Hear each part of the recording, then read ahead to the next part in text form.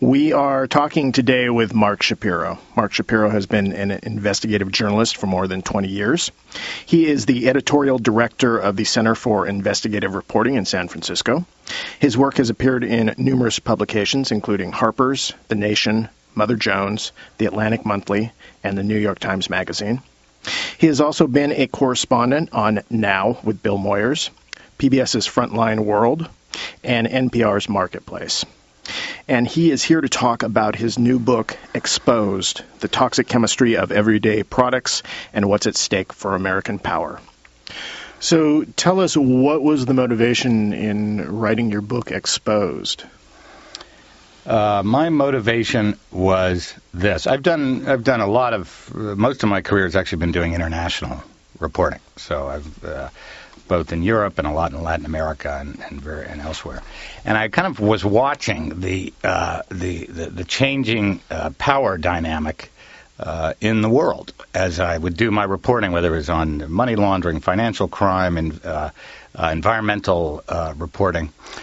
And about 25 years ago, when I was a young reporter, a bit younger than I am now, I co-authored a book. It was called Circle of Poison, and it was an expose of essentially how the chemicals that were banned in the United States back in those days, we're talking way back in the 80s, were then subsequently exported to developing countries. And at that time, that was kind of a moral issue, like how if we ban something because it's too dangerous for Americans, how do we then turn around and export it to, Mexico, Honduras, Guatemala, Malaysia, developing countries?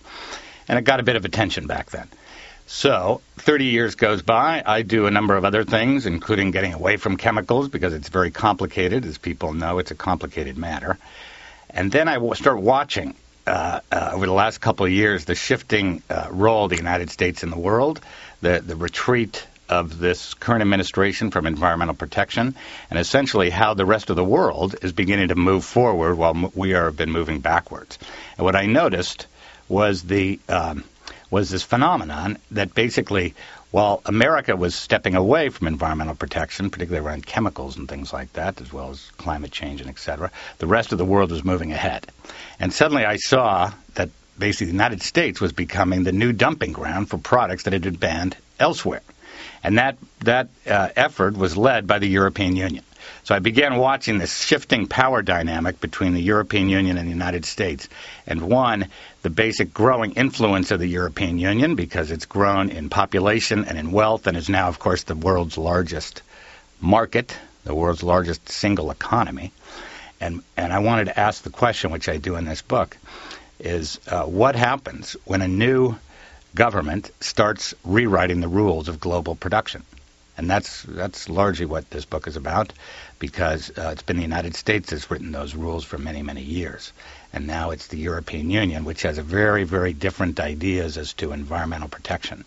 And I look into those, the implications for the United States of those ideas.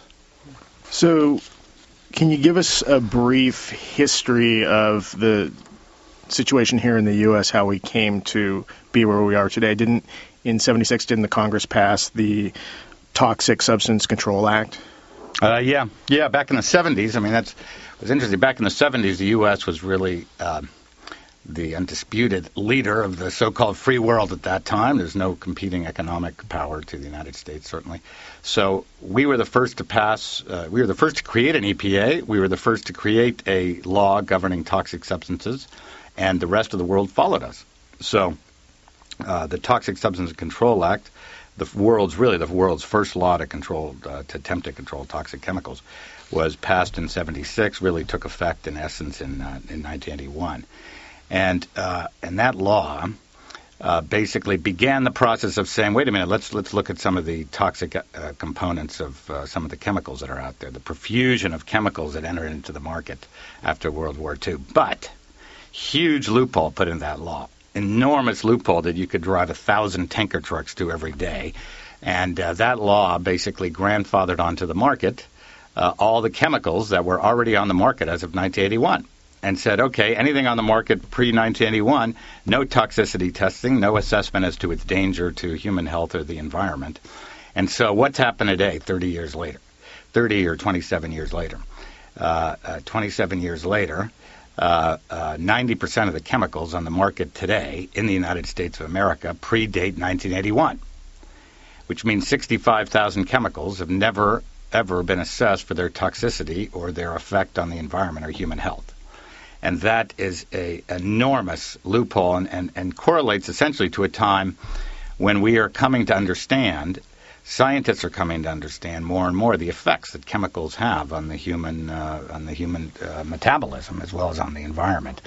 So our law has clearly not kept pace with scientific knowledge on these kind of questions. And one of the things I look at in the book is really the effect that it has in terms of the amount of toxic chemicals that we encounter every day here in the United States, as well as how other parts of the world are beginning to address this enormous loophole in American law. So we've been effectively testing that other 10%. Did they actually do any testing on that? Well, let's clarify the point here. Number one, there have been some basic tests done on the other 10%, and they have to go through some sort of minimal testing to get registration.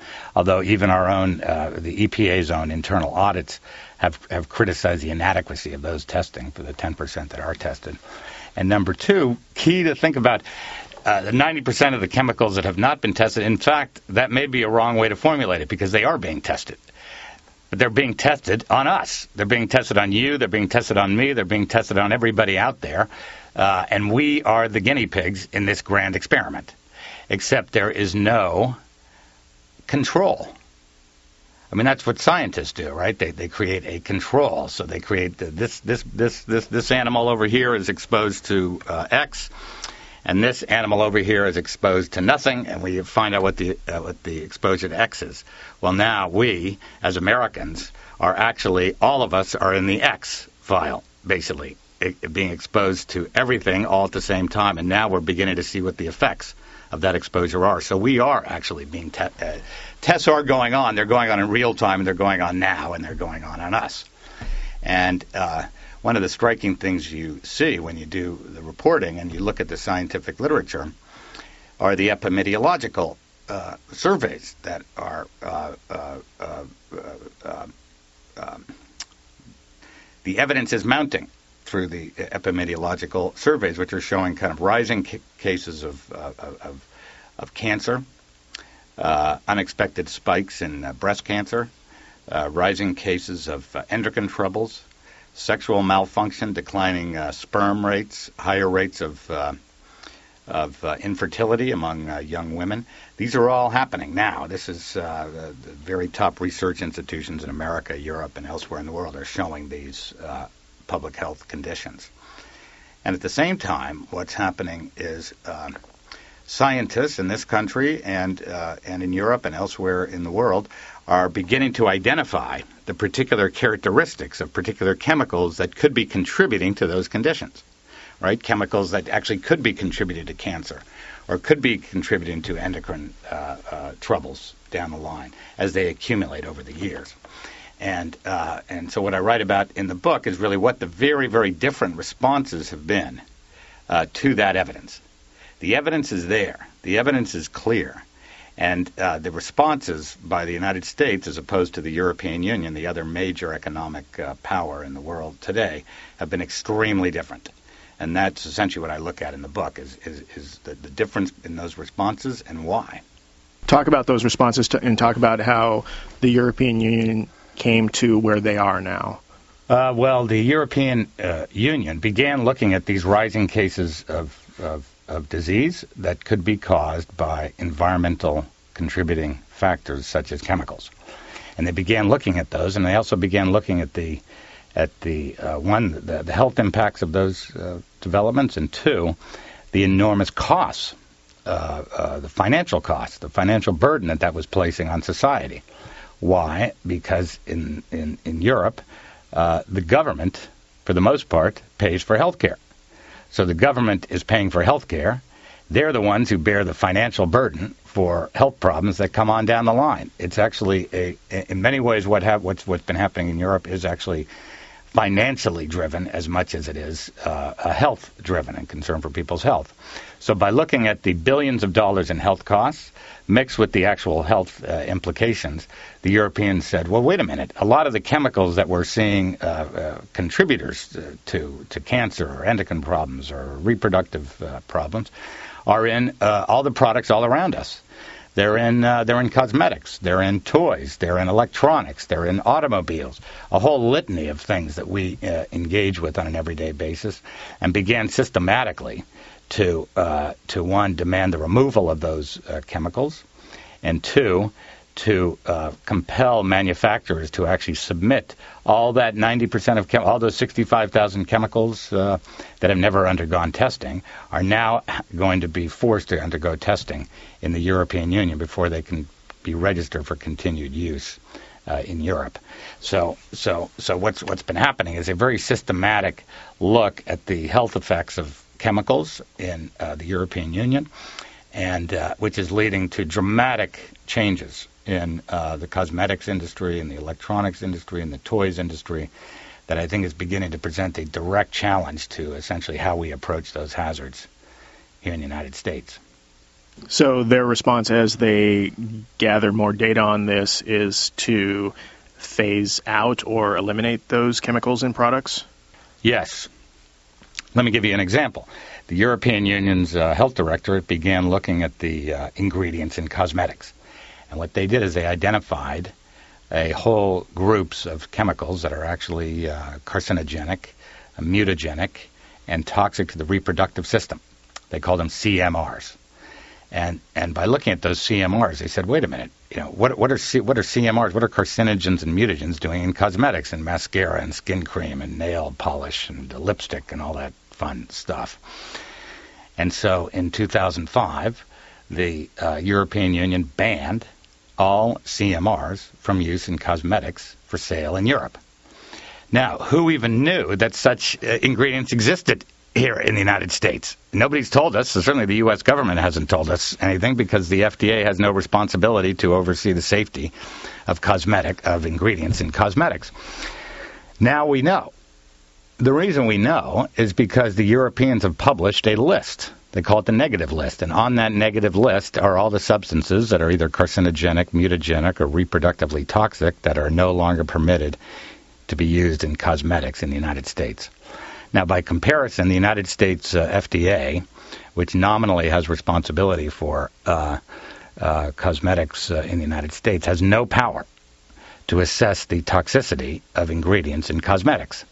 So you have a situation where the world's leading markets, leading economic force, has basically banned these substances from cosmetics, and you have American firms, which of course operate very deeply in Europe, now faced with this challenge of what do we do now? Because we've been operating according to American rules for many, many years. Now the Europeans are demanding we take these ingredients out.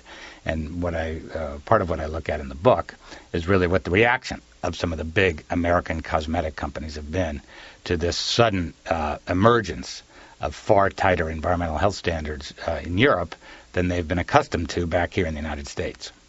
So in the EU, did they actually test these individual products and say these products have this whatever in them and you can't bring them in, or did they just do a list of these are all nasty toxins that we do not want in these types of products anymore? What they did is actually, rather than go out and test each individual product, what the European Union is set up a committee of toxicologists who meet 4 times a year in Brussels. They gather from universities across Europe, and they assess the scientific literature. They assess the existing body of scientific literature as to the toxicity of these ingredients, and things that are determined to be either carcinogenic, mutagenic, reprotoxins, they demand be removed from cosmetics. So they do not do testing on their own. But what's interesting about that is the literature is available. Literature's out there. There's plenty of studies out there that talk about the potential toxic qualities of various ingredients in cosmetics. But the key difference is that the Europeans are actually looking at that data and deciding, well, let's act. The Americans have access to the same data, Same research institutions. This is a big global, here in Seattle, this is a very sophisticated research institution itself. You have enormously sophisticated research enterprises here in a whole array of areas, as we have all across the country. And there are very top universities here, very top scientists. And those scientists contribute to this body of knowledge around chemical toxicity. That knowledge is published in scientific journals for anybody to look at, including you or me, which is what I did for the book. And there are many citations of these journals in the book, and are part of the sort of accumulating body of evidence around these issues. So the same body of evidence looked at by European officials and American officials, very, very different response. The response here in the United States has been essentially non-existent to the data that's been accumulating over and over again. So one of the great ironies, of course, is that many of the Europeans' actions are based partly on the research of American scientists. So what has then been the reaction of U.S. corporations to what the European Union has been doing? Well, I'll tell you, the reaction has been very interesting. Many of the very same companies that in Europe are indicating their clear willingness to abide by the European laws. Why? Because they want to hold on to the European market. We're talking about a market of hundreds of billions of dollars a year. And so I came upon many companies, both in the cosmetic realm and in the toy realm and in the electronics realm, essentially that were agreeing to accommodate to the Europeans' new requirements to remove these chemicals, and at the same time coming back here to America and saying this is impossible.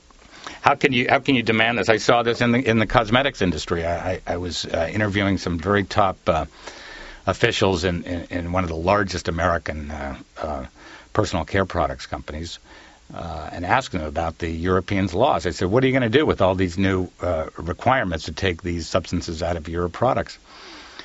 And he said, well, no problem. We hired a couple of toxicologists. We hired a couple of new scientists. We're going to assess what we have in there that shouldn't be. We're going to take it out and find something else.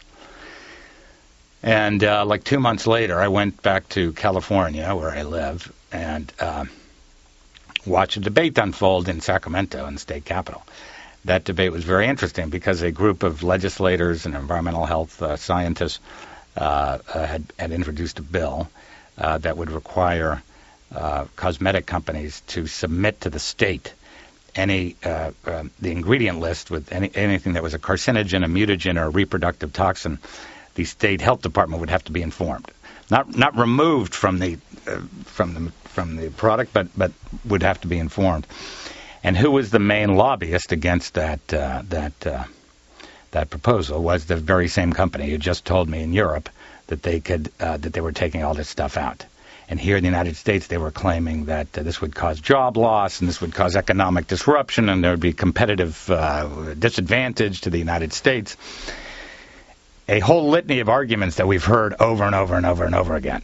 And in this very example, you saw an emergence of this double standard that is really emerging quite vividly between what American companies say they can do in Europe, because they essentially have to do it, and what they say is impossible to do here in the United States. And did you see repeated examples of this? Yeah, I saw repeated examples. Let me give you another example. Toys have been in the news a lot lately. So toys have been in the news. We all know now about these sort of poisoned toys coming in with lead from China. But there's another example here, I think. Lead is, of course, technically illegal in the United States. It's just been the complete evisceration of the regulatory authorities that enabled this stuff to slip through. But let's talk about legal toxins. So when it comes to toys, we now know that the Chinese produce 80% of the world's toys. Among the ingredients in many toys in the United States are things called phthalates. Phthalates are kind of a plastic additive that makes plastic very soft and gooey and kind of fun to play with, and it's kind of like the little rubber duckies you might remember in your childhood, or maybe play with one today. I don't know. And all the fun little giraffes and fun little toy animals that are very soft. Book covers are often use phthalates as well. Well, the the evidence that's been rising around the effects of phthalates on the developing male endocrine system are quite powerful. And actually what they're suggesting is that phthalates, by exposure in the womb and exposure in the first year of life, can actually decrease the production of testosterone, which is the male sexual hormone, and not really something you want to play around with too much in the first couple of years of life. So the evidence is growing around this question. And so for the past 7 years, phthalates have been banned for all uses in toys in the European Union. Can't use phthalates. All those fun little animals and stuff like that, no phthalates permitted to be used in the European Union, basically because of this rising concern of their effect on the developing male's sexual development in a very sensitive period of life. In the United States, we have no such provisions whatsoever, with one exception, which is the state of California, where I live, finally did pass a phthalate ban, mimicking that of the European Union, which takes effect in 2009, which is essentially 10 years after the EU's ban went into effect. But here's the main point of all this, is that for 10 years, Europe's manufacturers have been prompted to develop alternatives to phthalates, far less toxic alternatives to phthalates. And there are major multinational chemical companies in Europe that have, in fact, developed alternatives that have been determined safe by European as well as American regulators. And so now we're in a situation like this, which is all those manufacturers we all know about in China, right? We all know now that 80% of the toys are made in China. Well, in those big industrial zones where they make toys without phthalates for the European Union, and they make toys with phthalates for the United States. And that is literally happening as we speak right now. And I think this is a particularly vivid example of how the United States is rapidly kind of becoming a dumping ground for products that are banned elsewhere, because even countries like Korea and Taiwan and other emerging economies are beginning to act on the phthalate question. And the interesting question is, all right, so what effect does this have? Does this send, like, European kids back to the Stone Age, so they're sitting in caves, playing with, like, little Pinocchio models made out of wood? And the answer is no. If you go to any playroom, or if your friends in Europe who have kids or whatever, you'll see the same kind of fun little animals, the same goofy little doodads made out of plastic, made out of some form of pliable material. That are equally fun and nutty and nonsensical as those here in the United States. It's just that they basically do not have phthalates, which are determined to be a risk by European authorities, and we have the phthalates here in the United States. So I think, one, the notion that alternatives are there is critical, and they are there. And two, I spent a lot of time talking to industry people. I talked in every case in all these industries we're talking about. I spent a lot of time talking to representatives in those industries, including in the toy industry, which claimed, of course, that basically phthalates, if you ban phthalates in America, it'll cause job loss and it'll cause a lack of competitive position in the United States in the toy industry. And plus, they're not really dangerous anyway, is the essential argument of the toy industry. So I was curious as to the actual economic effects of this ban, as I was in all the other instances I'm talking about. So I went around, I talked to all these investment analysts, both in Europe and the United States, people who have extraordinary focus on the toy industry and investment houses on both sides of the Atlantic, and not one of them could tell me that the phthalate ban had even a negligible impact on the toy industry. Toy industry financial prospects, and in fact, the European toy industry has been growing at several percentage a year. So the question here is, are these changes economically feasible? When the Europeans took the chemicals out of cosmetics, what happened to the cosmetics industry? When they took them out of electronics, what happened to the electronics industry? When they took them out of toys, what happened to the toy industry? One after another, I looked into what the economic impact has been.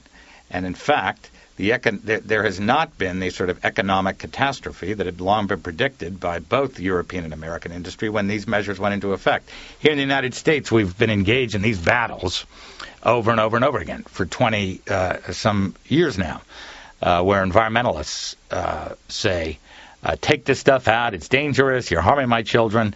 And industry says, you're a utopian, get off your high horse, you're going to cost American jobs, you're going to cost American competitiveness, and it's not dangerous anyway. And this battle has gone on over and over and over, and it's one of the reasons that I got into writing this book, was because I was tired of that repetitive quality of that dynamic. It becomes like kabuki theater after a while. Everybody has their position, they stake out their position, and the same arguments fly back and forth. So I wanted to find an example where that sort of standoff was broken. And in fact, that is what's happened, where the approach that the Europeans are taking has actually begun to break that standoff, at least according to the biggest single market in the world, which is roughly comparable to our own. And so that standoff is now being shaken apart. And so the notion of what's possible and what's impossible, I think, is shifting dramatically, because basically this shakedown of this kabuki theater, which I think it challenges basic American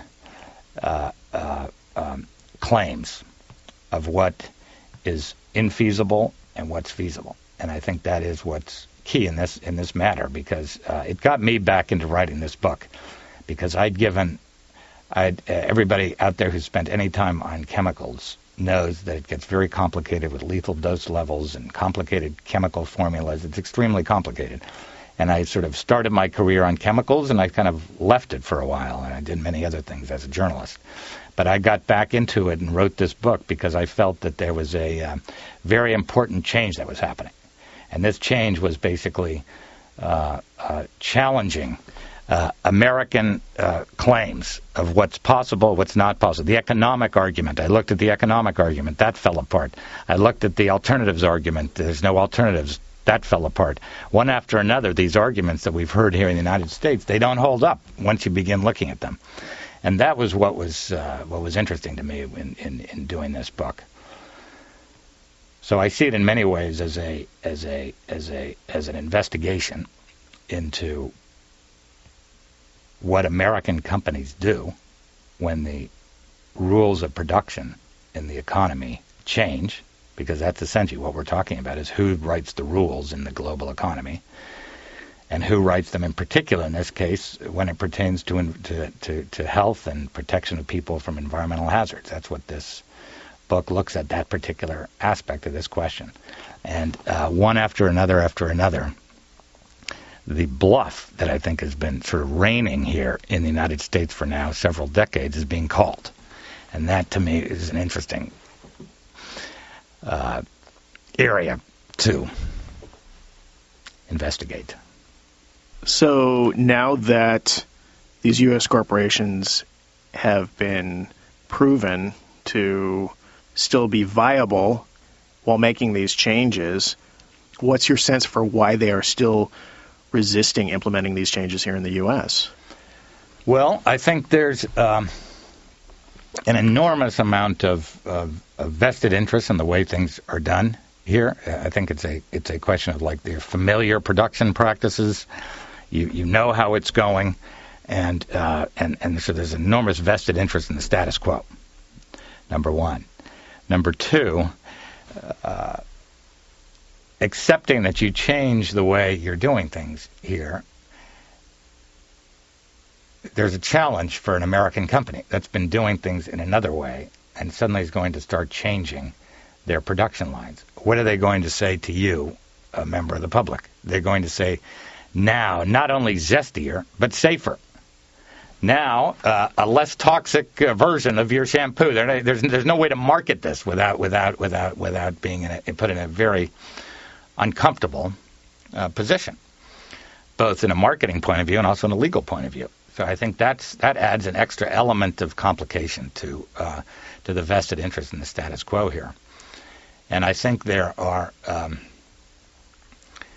what is actually beginning to happen is some of the big American multinationals, for example, the big personal care products company, produces a lot of cosmetics and everything, the one I was referring to earlier.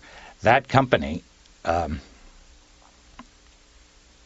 told me very, very soon, that company, I'd been talking to officials with that company for some time over the course of my reporting. And shortly before I finished the book, I had a final conversation with an official who told me that, indeed, the company had decided to accommodate to the European Union's demands on removal of toxic chemicals for all their products. No more dual production, one U.S., one Europe, but actually everything according to the European Union standards. Big American company, multi-billion-dollar a year company. And I thought that was kind of interesting. And I asked him where. I hadn't seen this anywhere. Where was it? Well, it was tucked away in a corner of the company's British website.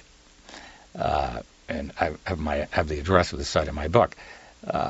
That was very interesting because number one, what does it tell you? It tells you that number one, we Americans in that case are the sort of accidental beneficiaries of a law passed in a jurisdiction over which we have very little, if no, actual influence. This is coming out of Brussels, out of the European Union. And two, what does it say about America's regulatory structures? What does it say about the FDA? Suddenly, a major American company is abiding by the rules of the European Union. The FDA becomes totally irrelevant. And that is essentially what's happening. So my book is also called, the subhead is, of course, what's at stake for American power. Toxic chemistry of everyday products, and what's at stake for American power. And what's at stake for American power is a dwindling influence over key matters of environmental protection. Why? Because we've been retreating from environmental protection for years now, while the rest of the world is moving ahead. So what's at stake for American power is both our diplomatic sway over other countries, and which we've long held. And let's face it, the United States has long been a leader in environmental protection. Whether you liked or not what the United States was doing, we were at the forefront of it. And I was one of those criticizing, saying we were not doing enough. But in any case, we were at the head of we were leading. Now that's completely flipped. And so the rule writing of the numerous emerging economies, Korea, Taiwan, Brazil, other countries, beginning to reshape their laws according to those of the European Union, not according to those of the United States. That is one that has a considerable diplomatic implication. It also has economic implications. As these emerging economies begin to evolve into the global economy, become much more strong players in the global economy, their rules are going to be written more along the lines of the Europeans' rules than the United States rules. So diplomatically, that's important. And two, economically speaking, the challenge that's being presented to the United States when you're confronted with a product, if you are in the booming Indian middle class or the booming, beginning to boom Brazilian middle class, of a product that has been undergone a toxic screen from the European Union versus a product that has not undergone a toxic screen from the United States, which are you going to choose? So economically speaking, I think this is going to be presenting real challenges to the United States as well. Have you seen if any of these laws passed by the European Union dealing with these toxic chemicals, if that's been challenged by bodies like the WTO, that's an unfair advantage you're giving to, certain products, certain companies?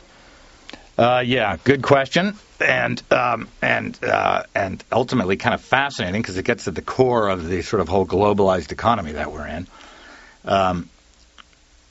In most every case, what I've been talking about here, there's been the initial challenge to the Europeans' action by the United States in the World Trade Organization, essentially a paper suggesting a challenge coming down the line submitted to something called the Technical Barriers to Trade Committee in the World Trade Organization. And in every case, those challenges have either not been submitted or have been withdrawn. And that's because the Europeans know exactly, they're as aware of the WTO as we are aware of the WTO. And the WTO, whatever your feelings about the WTO, it is there, and it's a very important factor in global trade, and there's no way around it, whatever you do, either in this country or elsewhere in the world. So these laws have been written with the WTO in mind to create principles of non-discrimination. They don't discriminate against, they don't discriminate in favor of European producers over American or other foreign producers. They apply across the board, and they also hang within a kind of an area within WTO law, allowing kind of some level of latitude when it comes to health and safety considerations. And so in every case, the laws have gone through the WTO screen, and challenges that have been suggested that the United States would present, and were in many ways used as a threat against the Europeans, have never materialized. And I talked to the ambassador to the European Union, American ambassador to the European Union, about this exact question. And he conceded to me that actually it was appearing like the U.S. would have dwindling grounds for challenge of the WTO. So as yet, there's been no successful challenge to any of these measures at the WTO, which is what's interesting when you think of the critiques of globalization that have occurred over the last 10 years or so, 10 or 15 years, many of which, if I recall, may have started right here in Seattle some years ago, rising public unease with the way that the globalization process was moving. And at that time, as well as ever since, one of the great concerns of critics of globalization has been the driving of standards down. So driving of labor standards, of environmental protection standards, downwards, one of the big concerns as capital and production capability move overseas. Well, I think what's interesting, what I write about in my book, is this phenomenon to look at globalization a little differently. Nobody ever anticipated during the designing of that system that a new economic player would emerge that would begin leveraging those standards up. And I think that's what's happening, at least in this area of environmental health protection, that the EU is playing a completely suggesting a new way that globalization can work, which is in this case leveraging those standards upwards and then forcing the rest of the world's markets to respond to those dictates. And I think that's what's happening now. So it gives you a somewhat different way to look at globalization. So is it your sense then that the primary reason the U.S. corporations aren't implementing these changes within the U.S. is really one of liability, that they will somehow have to bear responsibility for whatever potentially occurred before that change? Yeah, I think a concern, a not insignificant concern of American companies is the potential liability they're put under if they were to essentially concede the Europeans' assertion that these substances are dangerous, because then, if so, you open yourself up to real legal problems. I mean, we have here a retributive justice system where we have essentially very weak regulations, but we do have a ability to bring court cases on product liability issues that is quite different from that in the European Union. They have similar things, but nowhere near the damages that we have here in the United States.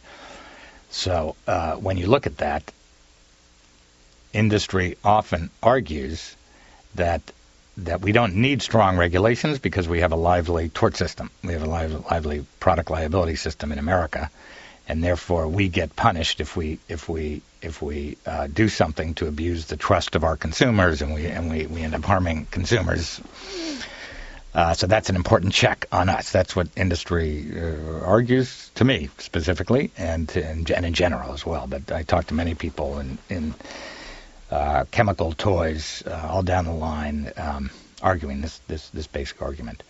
And in fact, there's some truth to that, because we do have a lively court system. We do have the ability to go to the courts to challenge companies' liability for product safety problems.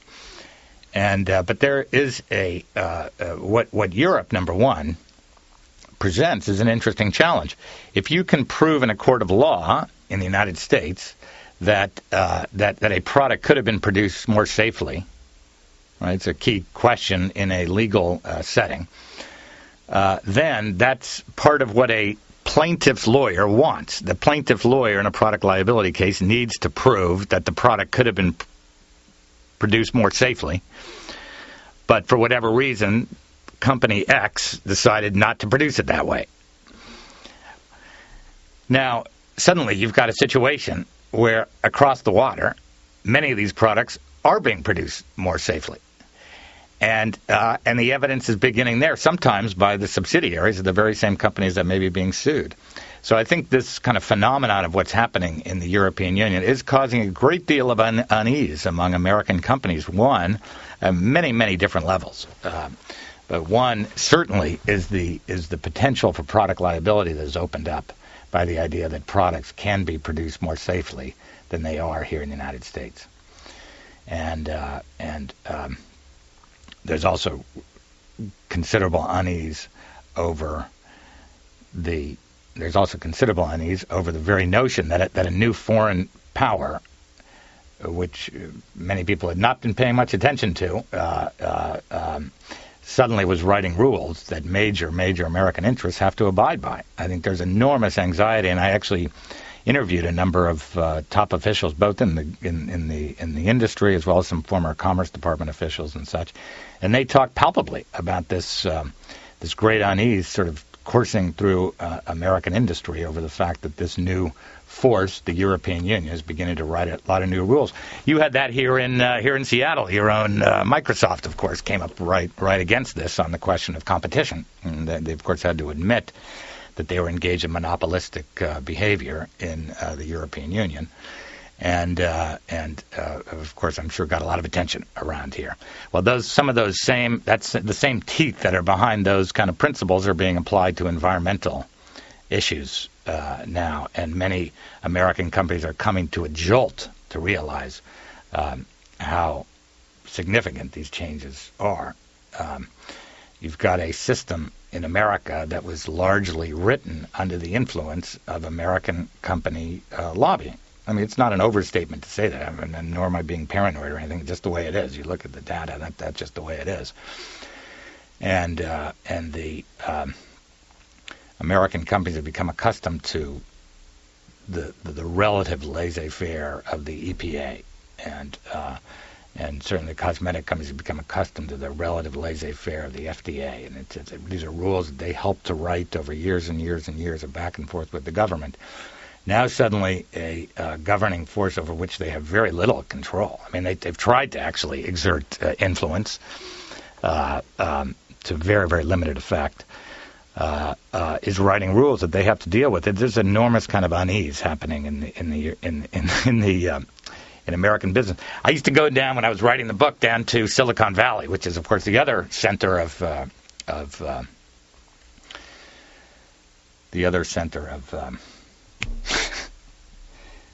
what is all this? High tech.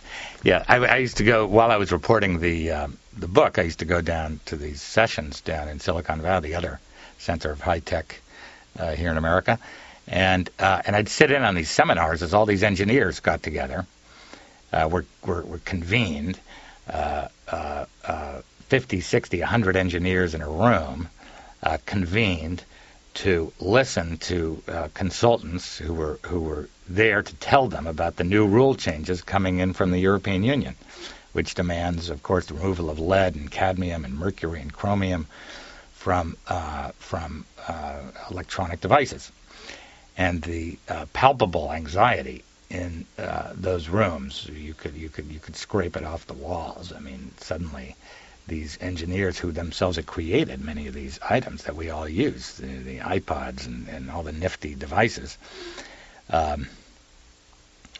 were confronted with another governing force telling them what was permitted to be used in those items. In this case, the chemical issue is not so much exposure over the course of a lifetime of an electronic device, because they're pretty well contained in those electronic devices, but the concern is the enter into the waste stream, essentially. Once they decompose 10, 15, 20 years later, where do all those small, minute amounts of chemicals and heavy toxic metals go, where they all accumulate? We're talking tens and tens of millions of these electronic devices accumulate and make their way into the water and the air and the soil and et cetera.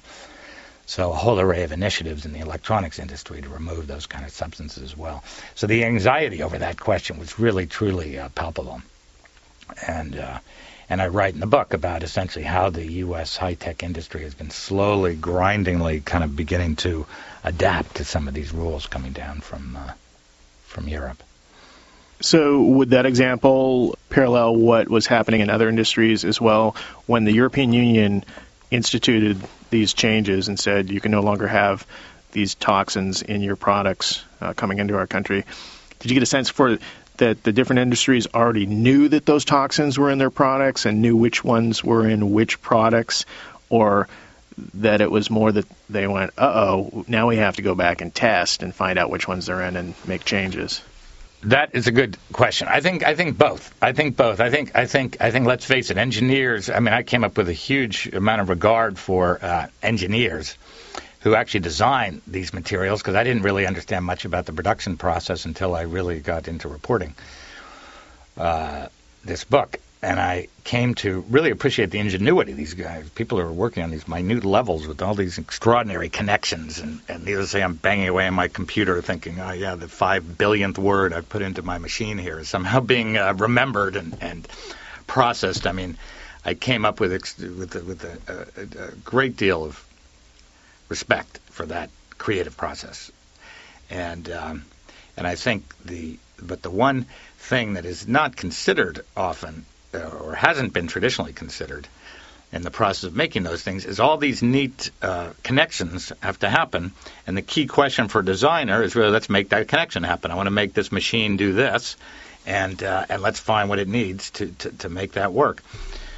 Well, now we've reached almost another level when it comes to the to electronics. We're reaching very high levels of sophistication and everything. Is what are the potential collateral damages of those particular materials, those particular linking mechanisms and transmitting materials down the line, 10, 15, 20 years down the line as these things decay and into the environment. And so what I think is now being demanded of the industry is a level of attentiveness to those questions that has not been there before. So on the one hand, yes, I think people knew, of course, that if you're working with lead, mercury, you know what you're dealing with. But you're not really impelled to think through the long-term consequences of what working with that kind of material is. So by creating a new law, a new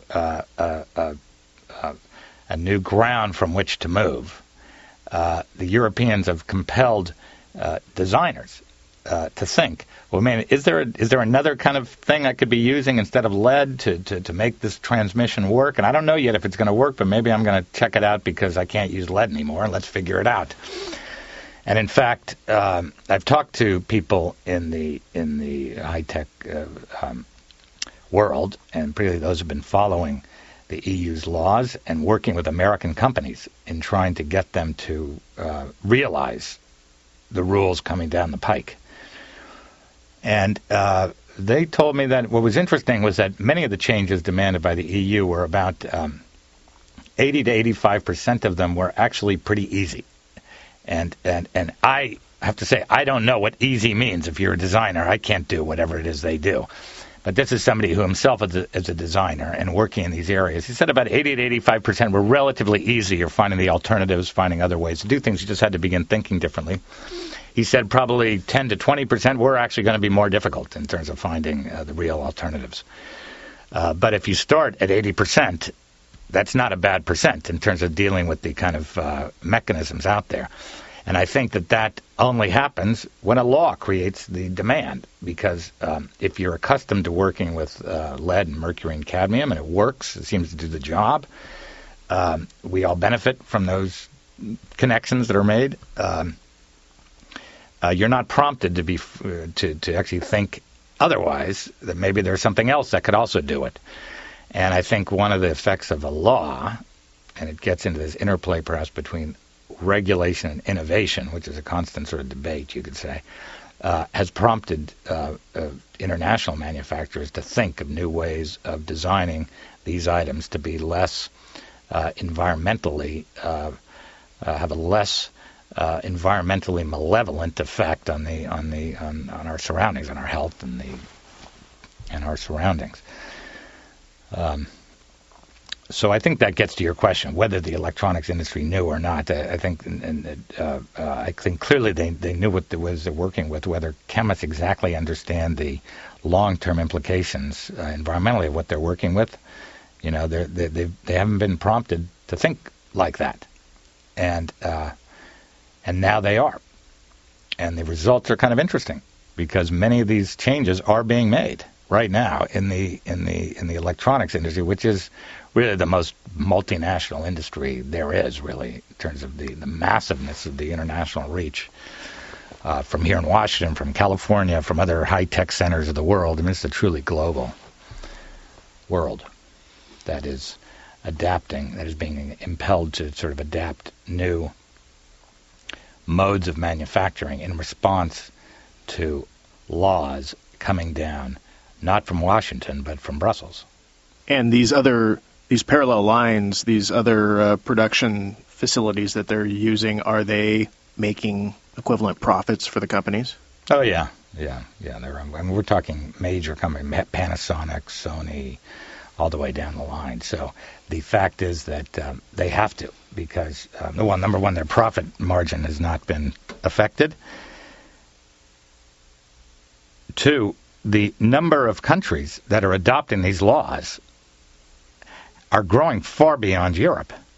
I mean, what we don't in the United States don't understand is we are the isolated ones. We're the ones who are being surrounded by countries which are adopting the Europeans' provisions. So just to go through a quick list, I mean, Korea, Japan already, of course, but Korea, Japan, Taiwan, Australia, Mexico, even some of the countries in Latin America, all are beginning to adapt these basic provisions of the electronics laws from the European Union, including China.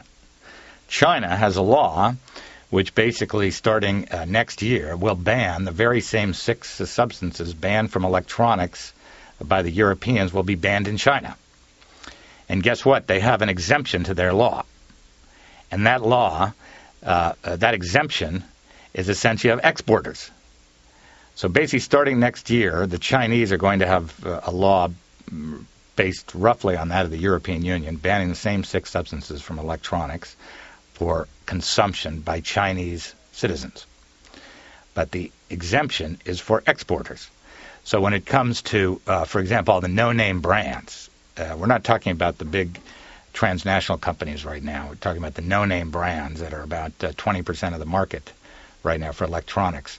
All those no-name brands that are at the discount stores, and you can buy them online, and the DVD players and the answering machines and the cell phones, those without brand names, about 20% of the market, the electronics industry calculates. They will be under no compulsion to produce electronics without these chemicals. So where are they going to go? What's the major remaining market for electronics with those toxic chemicals in them? The United States. The United States. We are going to be that market, which the electronics industry itself estimates is about 20% of the American market are all these kind of no-name brands that don't care about exporting to the European Union. And so they've got a plenty big market here in the United States, as well as in Chad and Mali and Paraguay and other countries that have even weaker regulations. And that's not an aspersion on either Chad, Mali, or Paraguay. That is just to say that basically the United States, from a market point of view, if you're an offshore producer and you're looking at where your markets are, and you're deciding, all right, well, the Europeans, as well as the Koreans and the Mexicans and the Taiwanese and the Chinese are putting restrictions on what I can put in these products. Well, if I want to hold on to the way I've been doing things for years, and I want to hold on to at least a portion of a market, I can export to the United States as well as these other countries that have, you could even say, have lower protective standards than the United States. All right. Well, I want to thank you for spending time with us today. Thank you. We have just been talking with Mark Schapiro. He is author of the book Exposed: The Toxic Chemistry of Everyday Products and What's at Stake for American Power.